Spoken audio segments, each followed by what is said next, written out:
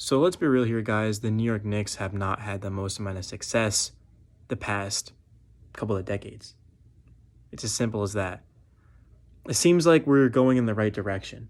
We've got a young team that we drafted. We've got a bunch of picks.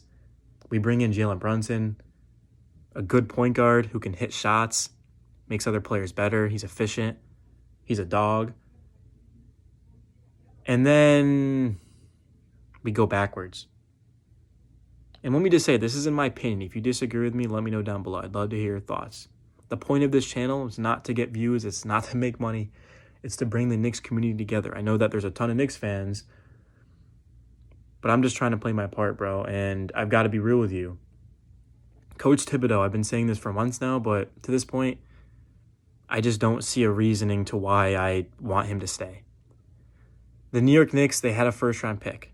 They ended up trading it. I thought they traded it because they didn't like the players they had at the board. And they were like, let's get more future assets. I don't really buy into Duran or whatever. 18-year-old, really raw player. We've got Mitch. Why would we bring him in? That's completely fine. Take the future assets. However, that's not why we traded our first-round pick. We traded our first-round pick to open up salary to bring in Jalen Brunson. Did we bring in Jalen Brunson because we needed a point guard?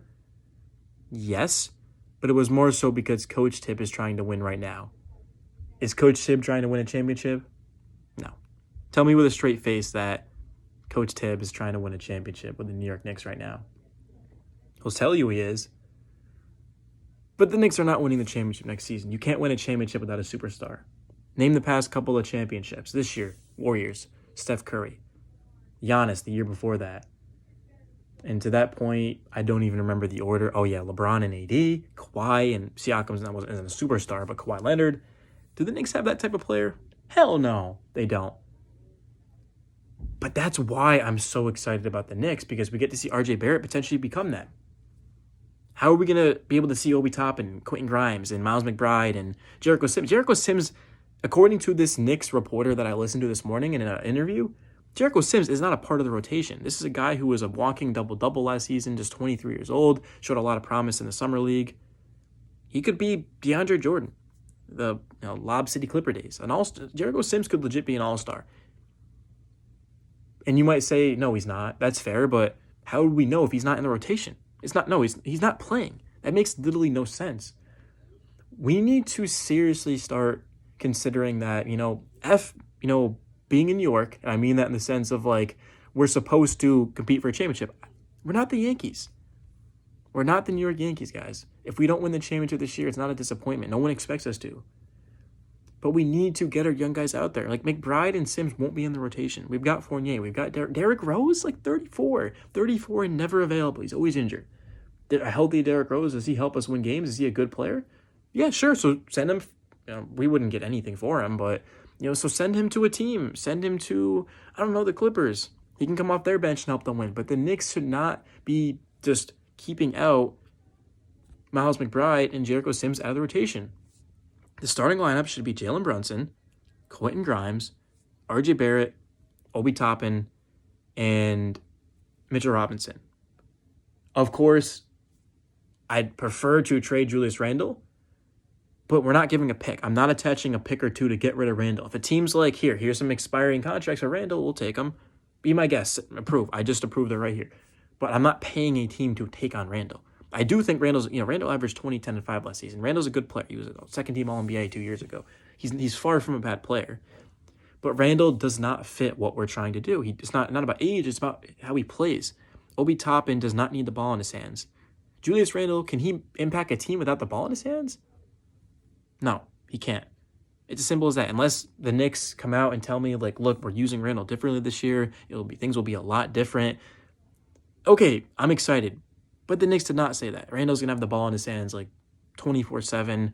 It's going to take away from every single other young player that we have that we're trying to develop. Really good stretch at the end of the year. We beat the Celtics and the Heat, the Bucks. Maybe we go on a little bit of a streak at the end of the year into next season. Well, now we've got we're going to have another pick that's going to be, top 15. We're going to have a ton of salary to work with because we had just traded Julius Randle and his contract's off the books now. Expiring contracts are off the books. That's building a winning culture and a winning team. Building a winning team is not going out there and drafting a bunch of guys in the first round. I mean, it quickly is another one I haven't even mentioned. The Knicks have talent, bro. You can say what you want up with the Knicks. Sure, they haven't won a championship in 50 years. I could care less. That's true, but I'm focused on right now. Was I alive in 1973? No. Was I a Knicks fan in 2000 and whatever year they passed, 2009? What year did we pass on Steph? I became a basketball fan in like 2010. So like right after Steph got drafted.